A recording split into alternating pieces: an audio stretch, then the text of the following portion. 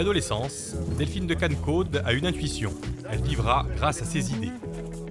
Et ça tombe bien, cette femme au pas décidé en regorge, que ce soit dans le domaine du luxe, de la mode, de la beauté ou de la culture. Portrait tout feu tout femme et avec ou sans filtre.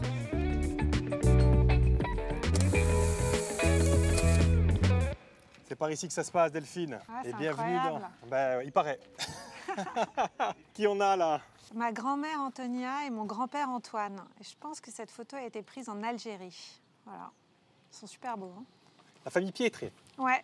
Parce que, comme votre nom ne l'indique pas, votre origine, du côté maternel, c'est les Pietri. De Sartène, ouais. De Sartène. Ouais. Racontez-nous un petit peu le parcours un petit peu de votre grand-père, parce que je l'ai mis volontairement là aussi, votre grand-père, parce qu'il a une place importante. Très importante dans ma vie. Il rencontre en fait, donc il est de Sartène, et puis il part en Algérie, où il va avoir une place dans l'administration. Il va rencontrer ma grand-mère, qui s'appelle Antonia Gras. Donc ils habitent tous à Alger, dans des appartements, toute la famille est dans un immeuble avec, et c'est très, je sais pas, beaucoup de bonheur, on sent que c'est vraiment chouette.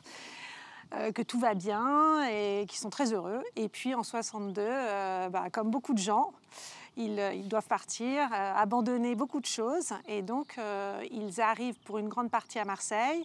Et puis, mon grand-père, ma grand-mère et leurs 3 enfants se retrouvent à rentrer à Sartène. Et puis après sa retraite, comme il y a la base de la famille de ma grand-mère qui est à Marseille, ils vivent entre Marseille, le 8e, et puis Sartène l'été. Et on vous retrouve justement l'été à Sartène. On me retrouve tous mes étés à Sartène. Enfin, tous mes étés à Sartène jusqu'à...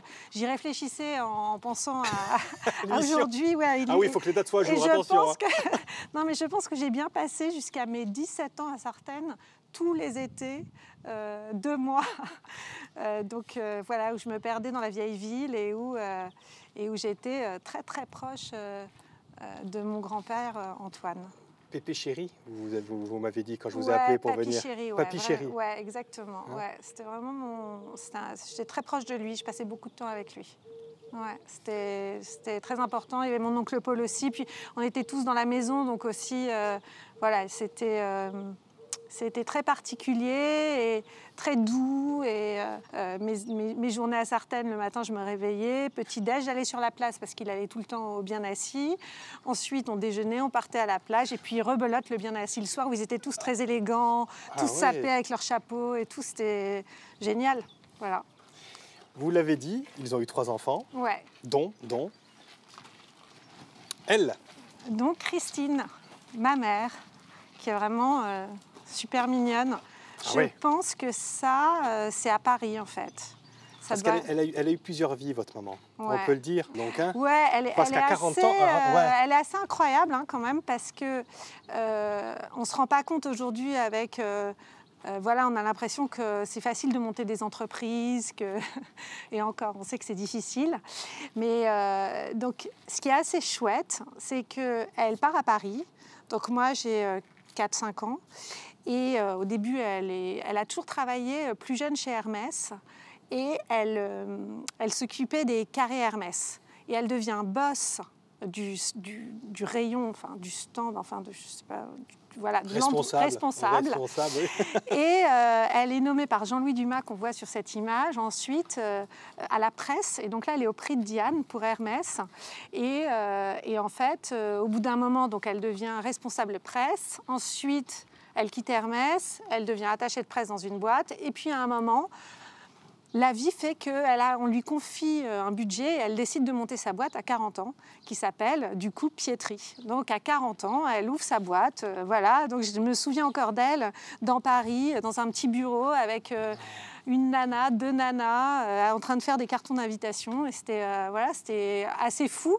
Et puis sa boîte où elles étaient vraiment, je l'ai vue 2 avec la stagiaire, elles sont devenues 30 ou 40 et ensuite elle a vendu sa boîte. Donc c'est vraiment, et c'est quand même une vie étonnante dans les années 80-90 en fait. Si vous deviez la définir en quelques mots, vous la définiriez comment, votre maman? Elle s'était définie, alors je suis obligée de le dire, mais elle s'était définie comme ça, elle avait dit qu'elle était corsée. Corsée. Voilà.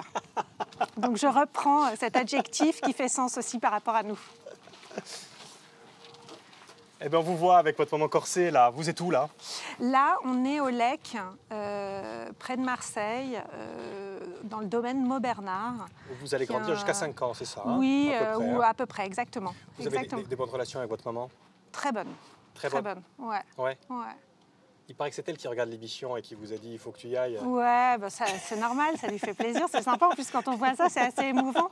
C'est quand même très rigolo. Et on va faire un bond. Donc, à 18 ans, là, vous êtes à Paris? Ouais, je suis à Paris à 18 ans, je suis à Paris. J'ai mis ces 2 photos côte à côte. C'est ouais, j'imagine que c'est votre chambre à Paris aussi. Ouais, c'est marrant, quand j'ai cherché, je suis tombée sur cette image.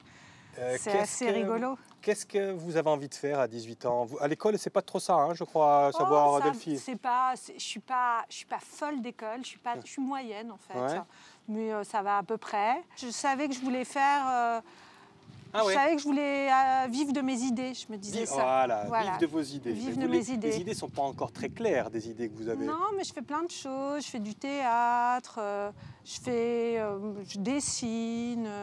Voilà, je me dis que ça va aller. Enfin, en tout cas, je suis confiante. Vous êtes confiante. Mais avant de parler justement de ce que vous allez faire comme métier, il y a quelque chose qui vous taraude beaucoup, beaucoup à cette époque-là aussi. On ne va pas en parler là. Ouais. On va en parler dans une autre pièce. D'accord, hein? je vous suis.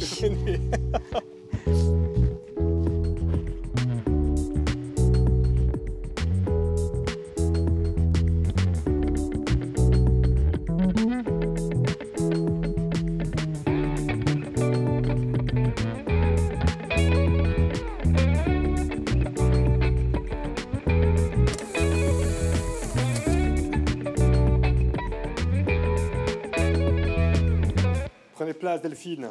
Merci beaucoup. Et donc, comme convenu, on vous retrouve avec cette préoccupation quand même. Ça vous titille, hein, quand vous avez 20 ans. Les voyages. Ouais, les voyages. C'est super marrant. Les voyages, ouais, ça construit les voyages. Là, en fait, je faisais un truc avant de partir en voyage. Donc ça, là où je suis au milieu, c'est je m'étais photographiée je préparais toujours mes cartes postales avant de partir en voyage. Et là, comme je partais en Chine, je m'étais incrustée sur la couverture de Tintin et du Lotus bleu. Et c'était ma carte postale que j'envoyais à tout mon réseau. C'est mignon, ça. Donc voilà, c'était pour ça que j'avais fait cette carte postale. Votre jeunesse, vraiment, vous voyagez beaucoup? Je voyage pas mal, ouais. Tous les étés, je fais un grand voyage. Et les études, vous en avez parlé justement. Et du coup, les études, je suis aux Beaux-Arts. Et c'est génial et c'est super. C'est pour être quoi? C'est là le problème. C'est là le problème. C'est que je crois que je ne suis pas vraiment à ma place. Je suis un peu l'entrepreneuse de la bande. Ouais. Voilà, je fais plutôt... je ne sais pas trop ce que je fais là, mais en tout cas, c'est un espace de liberté, d'ouverture. On dessine, on va au musée, je rencontre des gens dingues. Et en même temps que les Beaux-Arts, je travaille en fait. Donc voilà, ça me donne une espèce de... Multiple petit boulot d'ailleurs. Petit boulot. Ah ouais, là c'est quoi là? Et là, je suis genre assistante photo et assistante styliste en fait, parce que je fais des doubles métiers. Évidemment, je suis aux Beaux-Arts, donc tout ça m'intéresse et j'aime me cultiver. Mais en fait, le champ des possibles, le champ des cultures est complètement ouvert et je ne rencontre que des personnages incroyables. Donc parfois, je suis avec eux, mais en parallèle de ça, je travaille aussi aux éditions Assouline, où je suis iconographe. Et donc, je négocie, j'achète les images, je négocie les droits pour faire des bouquins. Donc, je fais un bouquin qui s'appelle Mode du siècle, je fais un bouquin qui s'appelle Beauté du siècle. Et en parallèle de ça, je réponds à une annonce dans Télérama, où en fait, ils disent qu'ils ont une collection cinématographique à mettre en avant à Angoulême et que le Conseil général fait un appel à projet pour créer un lieu qui serait comme un musée du cinéma, qui mettrait en avant cette collection cinématographique. Voilà. Et ça, c'est les Studios Paradis. Donc, en fait, ça, c'est le bâtiment. Et tout ce qui est au fond, c'est détruit et c'est au bord de la Charente. Donc, ça va être complètement rénové, on le voit. Ce qui se passe, c'est que, du coup, je gagne le 2e prix de cet appel d'offres, au départ de ce concours dans Télérama. Et en fait, pendant 5 ans, donc nous, on est en charge de la muséographie et de la scénographie, donc c'est quand même génialissime. Donc on fait tout un projet qui s'inspire un peu de ces grandes expositions qui étaient Cité Ciné, donc c'était des expositions immersives. Et il y aura un problème. Ouais. Le problème, c'est que vous n'aurez pas les droits de certains films, je crois, non? C'est un petit peu Alors, ça, il y a le truc. Il y a plein de problèmes. Mais ça va devenir une Arlésienne, en fait, en gros, finalement. Ouais, c'est dur. On a livré un musée... clé en main. Clé en main, avec toutes les négos des droits qui étaient faites, où il n'y avait plus qu'à appuyer sur le bouton. Tous les montages. Et pour de multiples raisons, en fait, ça n'a pas pu se faire. Ça n'a pas pu se faire. Ouais. Et du coup... là, vous tombez un peu en déprime, un petit peu, à ce moment-là. Ou peut-être pas en déprime, parce que ça tombe à un moment où vous avez envie de prendre votre vie par un autre bout. Dites-moi si je me trompe. Par celui-ci. Ouais, pas tellement. Pas tout ça se fait... Un peu concomitamment, en fait, finalement. Tout se fait au milieu de plein de choses. Et puis 2001, comme il y a ce musée, je crée Étoile Rouge qui est... On va y arriver, Étoile Rouge. Mais d'abord, il y a cette rencontre quand même avec Nicolas. Quand même. Et la naissance. Mon mari, la naissance d'Antonia. Mais tout ça, en fait, se fait tout en même temps. Donc finalement, j'ai pas le temps d'être... même si je suis déçue, je suis évidemment très déçue. Et c'est... Vous consacrez un temps à la famille, et puis après, on comprend depuis qu'on vous écoute qu'il faut quand même que ça avance dans la vie. Exactement. Et du coup, qu'est-ce qui vous pousse à dire maintenant, je vais monter mon entreprise? En fait, l'entreprise, là où c'est que quand je signe le marché public pour Angoulême, je dois monter une entreprise. Ah, d'accord. Et c'est là où je monte Étoile Rouge. Mais je ne monte pas Étoile Rouge en me disant je suis entrepreneuse. Je monte Étoile Rouge comme une structure juridique qui va me permettre de signer un marché public. Je ne comprends pas ce que c'est que d'être entrepreneur, quoi. C'est pas... D'accord. Et donc, Étoile Rouge, vous allez le réorienter, parce qu'après l'échec, entre guillemets, d'Angoulême, enfin, le fiasco Angoulême, pas l'échec, Étoile Rouge, vous décidez de le loger avec elle. Ouais, exactement. Qu'est-ce qui se passe là, avec votre maman, Christine Pietri? Ouais. Il se passe que... Vous réorientez Étoile Rouge? En fait, tout ça, c'est complètement en parallèle. C'est-à-dire que je continue mes activités de communication, en fait. Et je loge, et je m'incruste dans le bureau de maman. Et petit à petit, il y a eu Antonia qu'on vient de voir, mais j'ai eu mes 2 autres enfants, donc... je dirais que j'ai tout construit en même temps, en fait. Il y a eu les enfants, il y a eu le musée, on a livré le musée ne s'est pas fait. Entre-temps, j'avais lancé d'autres business. Et tout c'est comme une grande sauce tomate, et où tout se faisait en même temps. Sauf que Étoile Rouge, c'est quoi, alors, Étoile Rouge, à ce moment-là? Étoile Rouge, votre maman? C'est... Au départ, Étoile Rouge, c'est ce qui permet de signer les Studios Paradis, et à la fois, c'est une agence de communication autour de valoriser les marques de mode, de beauté, de luxe. Et je commence grâce à...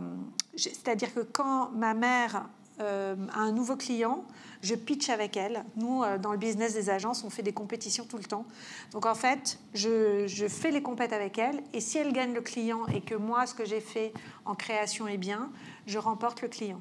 Et c'est comme ça que je gagne mes premiers clients, qui sont notamment Dim, qui a été mon premier client historique. Vous faites la com, en fait. Je fais une partie de la com. Je ne fais pas les campagnes publicitaires, parce que ça, c'est géré par les très grandes agences. Mais je fais tout ce qui n'est pas de la campagne publicitaire, au départ. Dim, Dior, petit à petit, et ça va grandir assez vite, et à tel point que vous allez vous émanciper, parce que quelques années plus tard, Étoile Rouge, plus Stella Studio. Étoile Rouge, vous arrivez vite à 15-20 employés quand même. Hein, et effectivement, vous allez vous séparer de votre maman pour de bon, cette fois-ci. Je fais mon coming out d'agence. Voilà. Mais sauf que là, vous êtes toute jeune, vous vous réveillez chef d'entreprise, en fait. Vous ne l'aviez jamais... Vous l'aviez voulu sans trop le vouloir, en fait. Oui, je pense qu'en fait, comme ma mère était chef d'entreprise, je pense que je ne me suis pas vraiment posé les questions de ce que ça impliquait, en fait. Je pense que tout ça était assez... Et qu'est-ce que ça implique? Ça implique d'être bon manager, ça implique d'avoir une vision, de bien s'entourer, ça implique d'être à la fois hyper investi, déterminé, et d'avoir les bonnes intuitions. Ça implique d'avoir... Heureusement que Nicolas était là, d'ailleurs, parce qu'il m'a vraiment aidé sur tous les aspects financiers. Ça implique... En fait, on ne se rend pas compte, mais pour avoir une entreprise qui... Les entreprises, quand elles marchent, en fait, elles font de la croissance. Et du coup, ça implique aussi chaque année de faire de la croissance, parce que quand on est trop flat ou qu'on décroît, ben, c'est comme si c'est lu par des financiers, ça veut dire qu'on n'est pas en bonne santé. Donc c'est en fait, additionner tout ça, ça demande beaucoup de choses. Et puis c'est aussi parfois difficile parce que les temps sont difficiles. Ouais. Et justement, arrive 2008. Et 2008, c'est vraiment une année noire pour les entreprises, c'est la crise. Ouais. Et justement, comme vous dites, vous avez peur que tout s'arrête là. Hein. Ouais, c'est vrai que j'ai un peu... Ouais, je suis et vous allez réagir. Vous allez réagir. Et on ne va pas en parler là, justement. On va en parler dans une autre pièce, de voir un petit peu comment vous allez réagir. D'accord ? Ouais. Allez, venez avec moi.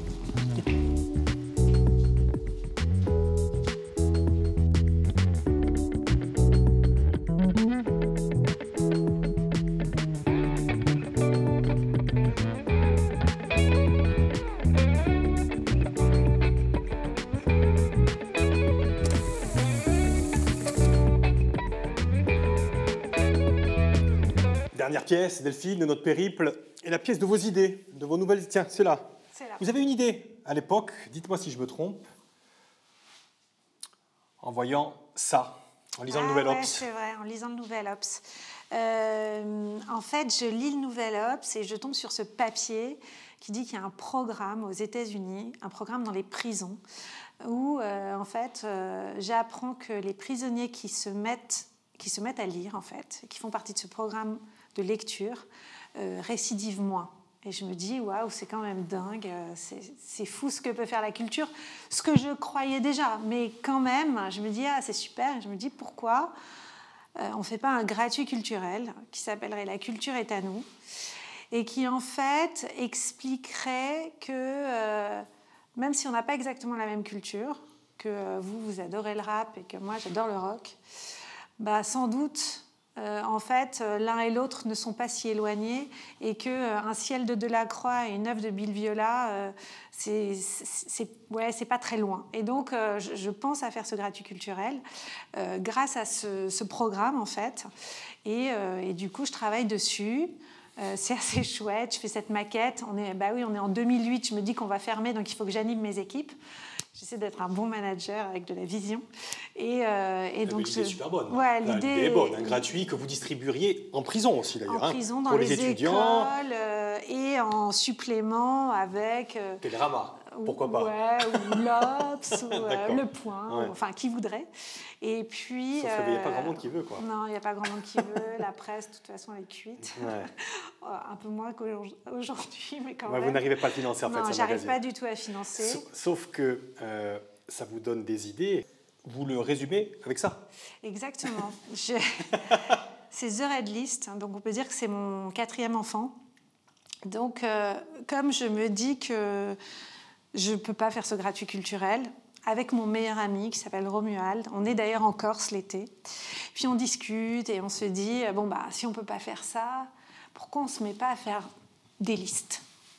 Les listes... de nos acteurs préférés, les listes de nos peintres préférés, les listes de nos photographes préférés. Et puis tout d'un coup, on se dit, mais pourquoi on ne se mettrait pas à lister la culture ? Ce qui ferait que n'importe qui ne connaîtrait pas, je sais pas, la peinture du XIVe siècle, pourrait assez facilement aller dans peinture, XIVe siècle, et comprendre quels sont les 10 artistes du XIVe siècle qu'il faut retenir, mais qu'à côté de ça, on pourrait cliquer sur Muse et aller dans 19e, les femmes célèbres du 19e, et tomber sur Cléo de Mérode. Et donc de réunir dans un endroit, The Red List, tout ce qui pouvait finalement faire écho à notre patrimoine culturel, en fait. C'est une super idée, ça. Ouais. Tout ça gratuitement. Tout ça, le web gratuit, 2012. Et ça marche d'ailleurs, parce que c'est un travail titanesque d'ailleurs.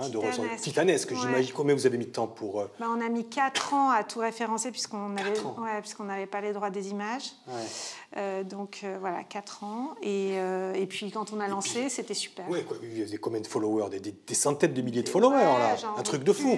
Entre 600 et 700 000 followers. Donc c'est une super histoire, sauf que c'est ça la vie d'entrepreneur, rien, sauf que des fois... Ouais, c'est dur.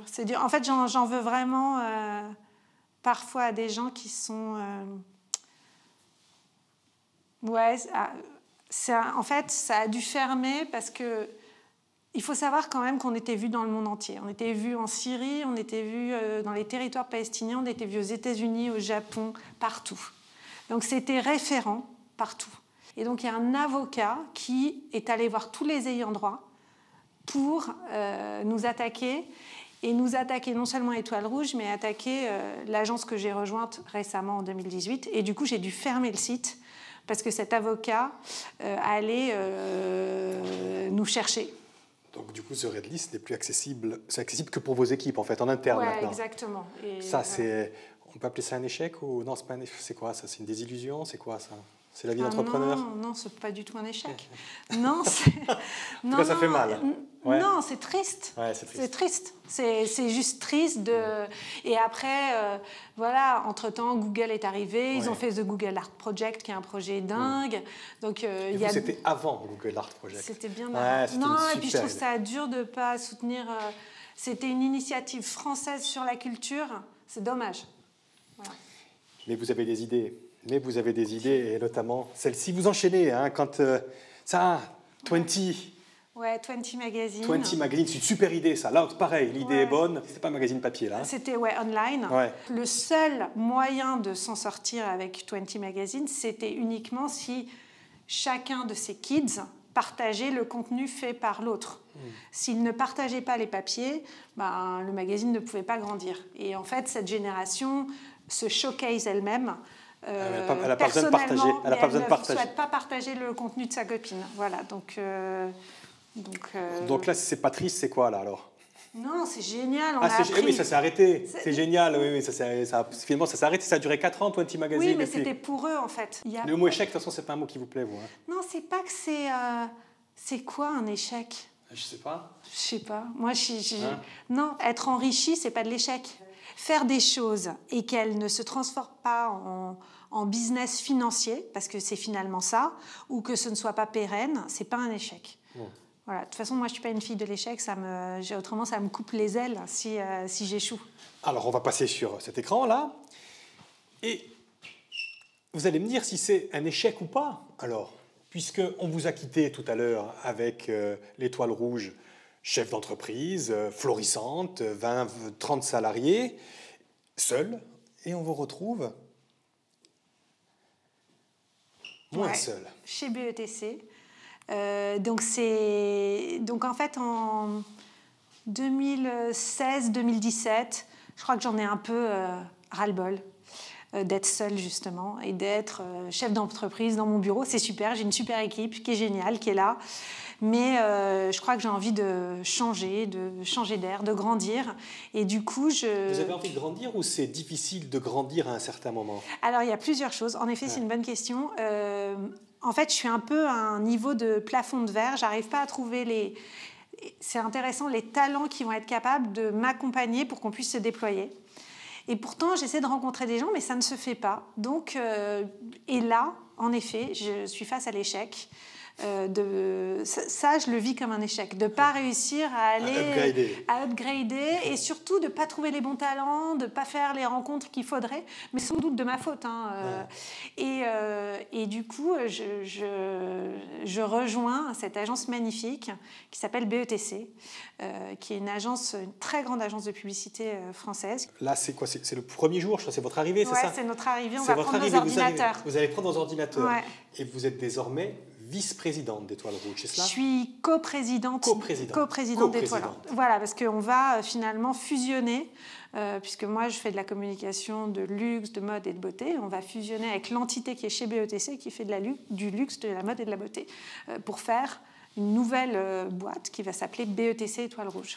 Ça vous convient, coprésidente? Moi, de toute façon, je ne suis pas une fille de titre, donc on me dirait... voilà, ça vous convient en tout cas. En tout cas, moi, les titres ne m'intéressent pas des masses. Ok, très bien. Mais pour votre société, d'accord, tout va bien. Donc, mais je suis très contente. J'arrive en terre inconnue, on peut dire. C'est quand même compliqué de passer d'une petite boîte familiale à une fusion, à une très grande entreprise. Tu m'étonnes. Mais ça ne vous empêche pas d'avoir encore des idées, et toujours avec la culture, parce que ça vous titille et ça vous accompagne tout du long. Et ça, c'est votre dernier bébé, peut-être, dites-moi. Collectif, en tout cas. Ah oui, collectif. Quand j'étais jeune styliste, puisque vous vous souvenez, j'étais assistante styliste, assistante photo, j'allais louer chez De Vries des objets pour les shootings, pour les fameux livres de Madame de Sévigné, les livres de recettes, etc. Et toujours mon meilleur ami, Romuald, m'apprend que De Vries... voilà, ils en ont un peu marre. Armel De Vries, qui est là depuis toujours, qui a repris la boîte familiale, a envie de retrouver des gens pour reprendre De Vries. Et donc ça, c'est notre nouvelle aventure qui est absolument incroyable. C'était il y a, oui, un peu plus, 1 an et 3 mois. Donc c'est génial. On adore ce lieu. Pour l'instant. Oui, exactement. Allez, dernier écran. Ce qui est génial, perpétuellement, dites-moi si je me trompe en tout cas.